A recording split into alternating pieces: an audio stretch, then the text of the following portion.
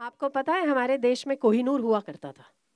कोहिनूर, कोहिनूर की उपज हमारा भारत है। कोहिनूर इतना महंगा है, इतना महंगा है, इतना महंगा है कि अबजों की संपत्ति लगा दे तभी भी कोहिनूर की का मूल्य नहीं किया जा सकता। ऐसा कोहिनूर हमारे भारत के राजा के मुकुट में हुआ करता था। पर जो अंग्रेज थे ना, अंग्रेज हमारी संपत्ति को देखकर बड़े ईर्ष्यालु हुए। पता है आपको, सोमनाथ का मंदिर सोने का था, पूरा सोने का, उसका गर्भगृह सोने का, उसके दरवाजे सोने के, उसकी कारीगरी सोने की, उसके खंबे सोने के, उसकी सीलिंग सोने की, सब कुछ सोने का। पर मोहम्मद गजनी आया, उसने इतना सोना निकाला सोमनाथ मंदिर से कि 17 जहाज भर के वो ले गया, तब भी हमारा सोना नहीं खूटा। ऐसा केवल हमारे एक मंदिर में सोना था। हम रणबीर की बात पर आते हैं, ये थोड़ा विषय अलग हो गया। रणबीर तुम्हारी तरह 13 साल का बच्चा था। उसको पता चला कि कोहिनूर फॉरेन की सरकार ले गई है और वहां से मुझे लाना है। उसने दिमाग में ठान लिया, 13 साल का। हम लोगों ने क्या अपने अपने जीवन के क्या निश्चय किए? क्या हमने ये सोचा है कि हम आइंस्टीन जैसे बनेंगे? क्या हमने ये सोचा है कि हम गैलीलियो बनेंगे? क्या हमने ये सोचा है नेपोलियन बोनापार्ट जैसी बुद्धि होगी हम में? क्या हमने ये सोचा है कि हम बुद्ध बनेंगे? नहीं, हमने बहुत छोटे हमारे लक्ष्य बनाए। कुछ नहीं, हम बड़े होंगे और 2000 की, 20,000 की, 25,000 की नौकरी करके मर जाएंगे। यही है ना हमारा जीवन? यही है कि कुछ और क्या? अगर इसके अलावा किसी का और लक्ष्य है तो बताओ। हम कुछ ऐसा करेंगे जिससे दूसरों की मदद हो, हम कुछ ऐसा करेंगे जिससे दूसरों का भला हो, हम कुछ ऐसा करेंगे जिससे हम पैसा कमाने के साथ साथ गरीबों की मदद कर पाएंगे, या हम शिवाजी की तरह देशभक्त बनेंगे, या हम महाराणा प्रताप की तरह अकबर को एक बार नहीं 5-5 बार हमारे संस्कृति पर प्रहार करने वाले लोगों को मुंह तोड़ जवाब देने वाले हम वीर और निडर निर्भीक देशभक्त बनेंगे। हम भगवान के भक्त बनेंगे, हम बुद्ध जैसे बनेंगे। ऐसा किसी का भी अपने को छोड़कर मैं डॉक्टर बनूंगा, उसके अलावा दूसरों के लिए आप क्या बनोगे, ये किसी के पास लक्ष्य है?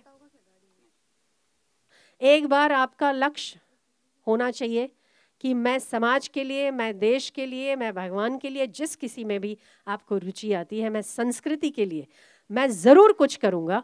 उस दिन आप एक साधारण इंसान नहीं, असाधारण महामानव बन जाओगे जिस दिन आप ऐसा लक्ष्य कर लोगे। हम जब छोटे थे तो कुछ भी मिलता, जैसे माँ ने कुछ दे दिया तो बच्चों की आदत होती है अपने मुंह में डालना, ठीक है? माँ कहती थी जितना दिया है पहले पास वाले को दो, पहले दो उसको, दूसरा बैठा है उसको दो, तीसरा बैठा है उसको दो, बचा तुम खा लो। आज भी मेरी ये आदत ने मुझे इतना सुकून देती है कि मैं क्या बताऊं, कि अगर हम भोजन करने बैठे हैं ना, उसके पहले मुझे सबका विचार आता है। जो मेरे साथ वाले उन्होंने भोजन किया, मेरे जो आश्रम वाले उन्होंने भोजन किया, क्या गायों ने खाया, क्या जो बाहर से आए हैं उन लोगों ने भोजन कर लिया। अगर मुझे सबकी ओर से यस आता है, हम बहुत शांति से भोजन करते हैं। आज भी मेरी ये आदत है। ये बहुत छोटी छोटी चीज लगती है आपको, पर इससे आप मानवतावादी बनते, इससे बहुत लोग आपको प्यार करते। आप दूसरों का ख्याल करने की आदत वाले बनिए। डाइनिंग टेबल पर बैठते हैं खाना खाने, माँ आपने खाया कि नहीं? ये एक सवाल बनता है, क्योंकि वो माँ आपके लिए भूखी रहती है। पता नहीं आपको वो कितने घंटे से भूखी है। माँ आपने खाया? नहीं खाया बेटा, आ जाओ ना मेरे साथ बैठ के खा लो। कितना अच्छा लगेगा ना उसको, हाँ कि ना? है ना? भाई छोटा है, भैया भाई ने खाया? नहीं खाया, आजा भैया साथ में बैठ के खा लेते हैं। नहीं, हमें हमारा पेट भरना चाहिए, जिसका जो होता हो वो हो। हम ऐसी ऐसी जगहों पर जाते ना, आपको आंखों में पानी आ जाएगा। ऐसे ऐसे गरीब लोग हैं 3-3 दिन तक खाना नहीं खाते। 2 रोटी 3 रोटी मिलती है, उसमें से एक एक टुकड़ा परिक्रमा में चले जाओ। बहुत गरीबी है MP साइड पर। इतना अच्छा भाव है, परिक्रमा में लोग पैदल चलते हैं और एक घर में 10 लोग रहने वाले होते हैं, बच्चे, उसके बच्चे, सास ससुर, इतने लोग रहते हैं परिक्रमा में, अगर 3 लोग आ जाते ना उस 10 रोटियों में, उसको कहेंगे ले 1/4 तुम खाओ, 1/4 तुम खाओ, 1/4 तुम खाओ, और पानी पी के सो जाते हैं। क्या हमारा ऐसा हाल है? क्या हम लोग 1/4 रोटी खा के जी रहे?